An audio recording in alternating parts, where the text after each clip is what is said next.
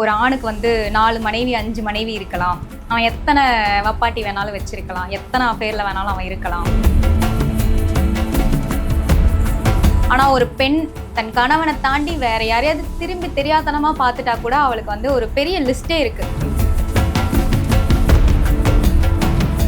ப்ராக்டிக்கலா பயாலஜிக்கலா ஒரு 30 வயசுக்கு அப்புறம் இவங்களால சாட்டிஸ்ஃபை பண்ண முடியுமானே தெரியாது. அவரோட மூவிஸ்ல முக்காவாசி வந்து நிறைய ஆணாதிக்கம் சார்ந்த விஷயங்களை வந்து மோட்டிவேட் பண்ற மாதிரி தான் இருக்கும். தாசி இருந்தா அப்படின்னு சொல்லாத, ஒரு ஊர்ல இருக்கிற ஆம்பளைகளால ஒரு பெண் தாசியாக்கப்பட்டாள் அப்படின்னு சொல்லுவாரு. கடைநிலையில இருக்கிறது பெண் தான். அவன் வந்து ஒரு பணக்கார வீட்டுல பிறந்திருந்தாலும் சரி, அவ ஒரு ஏழை வீட்டுல பிறந்திருந்தாலும் சரி, அவ சோகால்டு உயர் சாதியில பிறந்தாலும் சரி.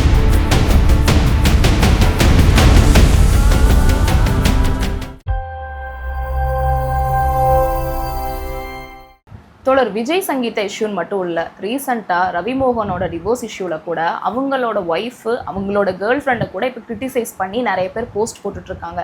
ஸோ டிவோர்ஸ்னாவே பொதுவாக பெண்கள் மேலே ப்ளேம் பண்ணுறாங்கல்ல, அதை பற்றி என்ன தோழர் நினைக்கிறீங்க? ஸோ நம்ம வந்து காலங்காலமாக வந்து பழக்கப்படுத்தப்பட்டே வந்திருக்கிறோம். ஒரு ஆணுக்கு வந்து 4 மனைவி 5 மனைவி இருக்கலாம், அவன் எத்தனை வப்பாட்டி வேணாலும் வச்சிருக்கலாம், எத்தனை அஃபேரில் வேணாலும் அவன் இருக்கலாம். ஆனால் ஒரு பெண் தன் கணவனை தாண்டி வேற யாரையாவது திரும்பி தெரியாதனமா பார்த்துட்டா கூட அவளுக்கு வந்து ஒரு பெரிய லிஸ்டே இருக்கு, இவ்வளோ பெயர்கள் வந்து இருக்கு அப்படிங்கிறது. அதுதான் வந்து அப்படியே காலங்காலமா மருவி இங்க வந்து நின்றுட்டு இருக்கு. நல்லா கவனிச்சோம்னா நியாயமா இந்த பெண்கள் தான் வந்து திருப்பி கேள்வியே கேட்கணும். இந்த மாதிரியான ஆண்களெல்லாம் பார்த்து ப்ராக்டிக்கலா பயாலஜிக்கலா ஒரு 30 வயசுக்கு அப்புறம் இவங்களால சாட்டிஸ்ஃபை பண்ண முடியுமானே தெரியாது. ஆனா கல்யாணம் பண்ணி வச்சுட்டாங்க, லவ் பண்ணிட்டோம், கணவனே கண் கண்ட தெய்வம்னு பெண்கள் வந்து இருக்கிறாங்க இல்லையா? ஸோ அந்த நிலைப்பாட்டை வந்து நிறைய ஆண்களால் வந்து கடைபிடிக்க முடியறதில்ல. ஸோ இது வந்து அகைன் அண்ட் அகைன் வந்து இது ஒரு பெண் அப்படிங்கிற ஒரு பாலினம் சார்ந்த ஒரு பாகுபாடு தான். இப்போது சங்கீதாவோட இஷ்யூவில் கூட அவங்க வந்து ஒரு பிஸ்னஸ் மேனோட பொண்ணு, அப்படி இருந்துமே அவங்க ஜீவாம்சம் கேட்குறாங்க அப்படின்னு ஒரு பெரிய டாக் போயிட்டுருக்கு. ஸோ அவங்க ஜீவாம்சம் கேட்குறது சரியா இல்லை தப்பா தோழர்?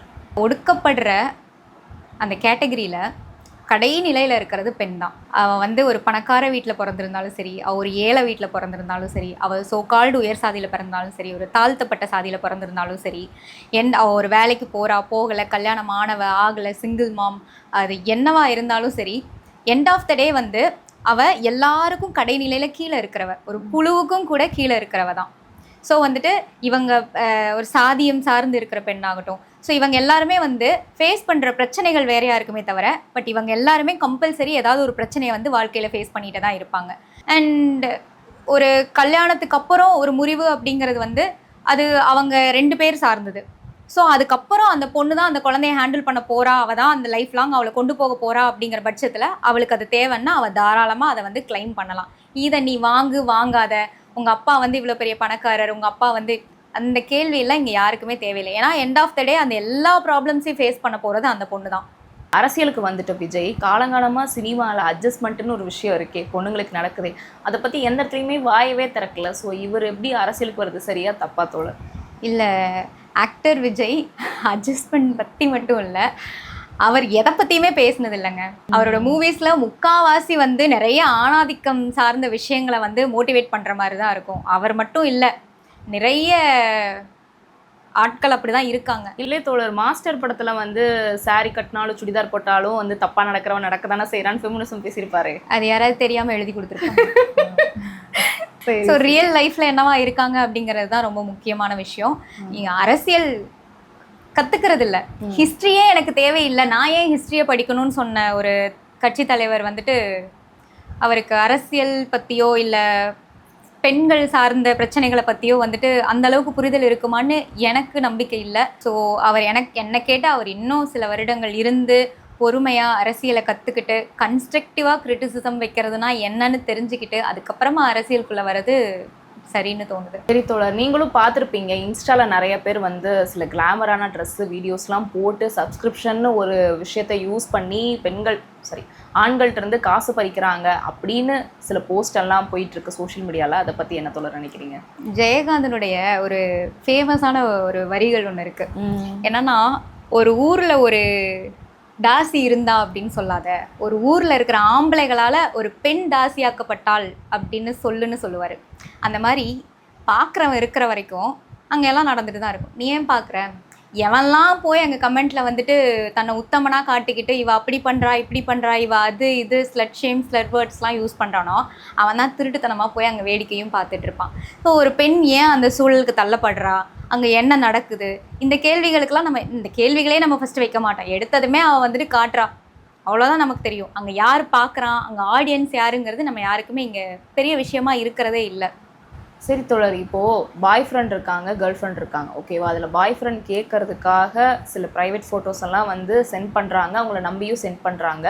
ஸோ இதனால் வந்து அந்த பொண்ணுங்களுக்கும் பேக் ஃபயர் ஆகுது. ப்ளஸ் வந்து எக்ஸ் மாதிரியான சில சோஷியல் மீடியாஸ்லேயே ஸ்ப்ரெட் ஆயிடுது. இதை கவர்மெண்ட்டும் இது கண்டுக்காத மாதிரி தான் தெரியுது. ஸோ கவர்மெண்ட் சைட்லேருந்து இந்த மாதிரி ஸ்ப்ரெட் ஆகிற, அதாவது நம்ம வீட்டு பிள்ளைங்களோட வீடியோ ஸ்ப்ரெட் ஆகலை, இதை தடுக்கிறதுக்கு அவங்க என்ன ஸ்டெப்ஸ் எடுக்கணும், ப்ளஸ் இந்த பொண்ணுங்களே எப்படி அவாராக இருக்கணும் தோழர்? இது வந்து நெருக்கமாக இருக்க பெண்களுடைய புகைப்படங்கள், சில விஷயங்கள்லாம் வந்துட்டு பகிர்ந்து அது மூலமாக பழி வாங்குறது, இது எல்லாமே வந்து பொட்டென்ஷியல் ரேபிஸ்ட் பிஹேவியர் அப்படின்னு தான் சொல்லணும். தெரியாது இல்லையா, லவ் பண்ணுறப்போ ஒரு பையனை நம்பி போகிறப்போ வந்துட்டு அவன் நல்லவனா கெட்டவனாங்கிறதெல்லாம் வந்துட்டு எடுப்புலேயே தெரிய போகிறதில்ல. அண்ட் நல்லா கவனிச்சிங்கன்னா ஒரு 8 வருஷம் 9 வருஷம் நல்ல ரிலேஷன்ஷிப்பில் இருந்துட்டு திடீர்னு ஏதாவது ஒரு கருத்து முரண்பாடுனால பிரியறப்போ அது 8 வருஷமும் அவங்க பழகின பழக்கத்தை விட்டு அந்த மாதிரியான மிரட்டல் கொடுக்குற ஆட்கள்லாம் இருக்கிறாங்க. ரீசன்ட் டேஸில் அந்த மாதிரி சில கேசஸ்லாம் நாங்கள் பார்த்துருக்கோம். ஸோ மறுபடியும் வந்து நம்ம எங்கே வந்து நிற்கிறோன்னா விக்டிம்ஸ் கிட்டையும் பெண்கள்கிட்டையுமே தான் வந்து நிற்கிறோம். இழுத்து மூடு, பத்திரமாயிரு அப்படின்னு. நம்ம யாருமே வந்து ஆண்களுக்கு பாடம் எடுக்கிறதுக்கு ரெடியாகவே இல்லை. இப்படி பண்ணாதன்னு யாராவது சொல்லியிருக்கோமா?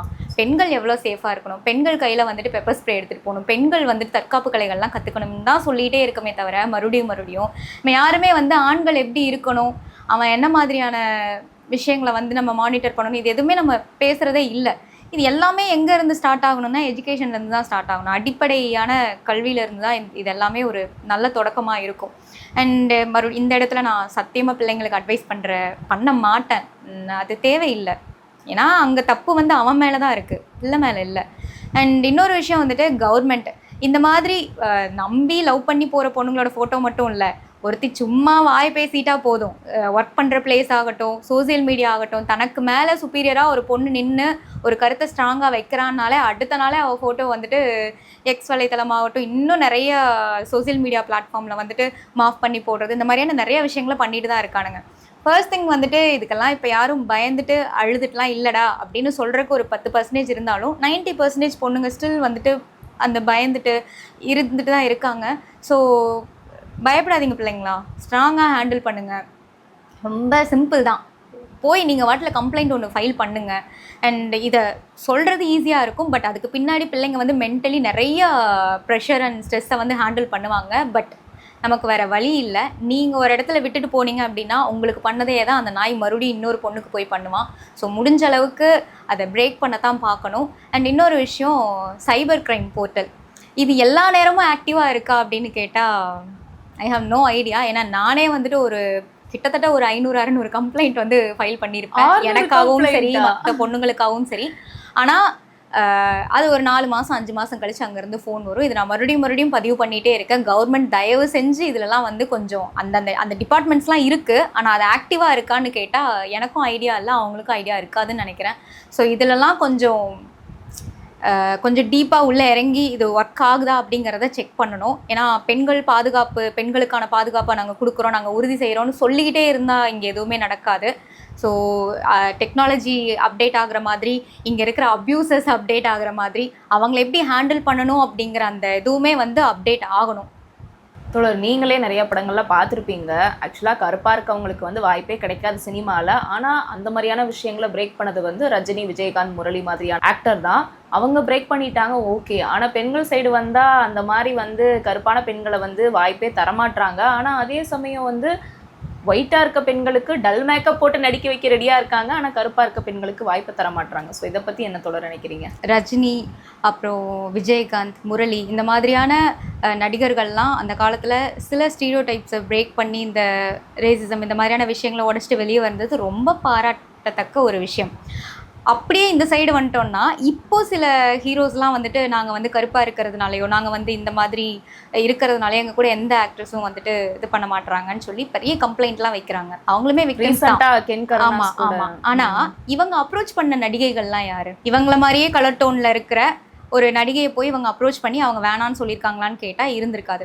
அப்போது நான் மறுபடியும் சொல்கிற மாதிரி தான், எல்லா ஒடுக்கப்படுற விஷயங்கள்லையும் கடைநிலையில் இருக்கிறது பெண்கள். ஸோ வந்துட்டு ஒரு பியூட்டி ஸ்டாண்டர்ட் வந்து செட் பண்ணி வச்சுருக்கோம். அது ஆண்களை காட்டிலுமே வந்து அவன் ஆண் அப்படிங்கிற அந்த ஒரு இதுக்குள்ளே போயிடுவான், அவன் தப்பிச்சு போயிடுறான், எப்படியாவது ஏதாவது ஒரு வழியில் போயிடுறான், என்னவா இருந்தாலும் சரி. ஆனால் அந்த எல்லா இடத்துலையுமே ஸ்டக் ஆகிறது இந்த பெண்கள் மட்டும்தான். தோழர், எங்களுக்காக இவ்வளோ நேரம் பொறுமையாக உட்காந்து நாங்கள் கேட்ட கேள்விக்கெல்லாம் அழகாக பதில் சொன்னீங்க. எப்படி தைரியமாக இருக்கணும், எப்படி இருக்கணும், ப்ளஸ் வந்துட்டு பெண்கள் எந்த அளவுக்கு எந்த விஷயத்தில் ஸ்ட்ராங்காக இருக்கணும்னு சொல்லியிருந்தீங்க. நீங்களும் அப்படி இருக்கீங்க, தொடர்ந்து போராடிட்டும் இருக்கீங்க. பிள்ளைங்களா கண்டிப்பாக நீங்கள் வந்து கூட இருக்கிற பெண்களை வந்து எப்பயுமே ஒரு போட்டியாக நீங்கள் பார்க்க வேண்டாம். மேபி அவங்களே வந்து சில விஷயங்கள் அரசியல் படுத்தப்படாமல் இருந்தாலும் அவங்க வந்த பேக்ரவுண்ட் அந்த மாதிரி இருந்திருக்கும், அவங்க வளர்ந்து வந்த சூழல் அந்த மாதிரி இருந்திருக்கும், அவங்களோட ஃபேமிலி பேக்ரவுண்ட் ஒரு மாதிரி இருந்திருக்கும். ஸோ சில விஷயங்கள் சில பெண்களுக்கு வந்து லேட்டாக தான் புரியுது, அவங்க விக்டிம் அப்படிங்கிறதே அவங்களுக்கு லேட்டாக தான் புரியுது. ஸோ நீங்கள் அந்தளவுக்கு அரசியல் படுத்தப்பட்டிருக்கீங்க அப்படின்னா தயவு செஞ்சு ஒரு விஷயம் உங்கள் கண்ணுக்கு முன்னாடி நடக்கிறப்போ பார்த்துட்டு கடந்து போகாதீங்க, நில்லுங்க. யாரையும் காம்படிட்டராக நினைக்காதீங்க, கூட நின்று அவங்களையும் சேர்த்து லிஃப்ட் பண்ணி விடுங்க.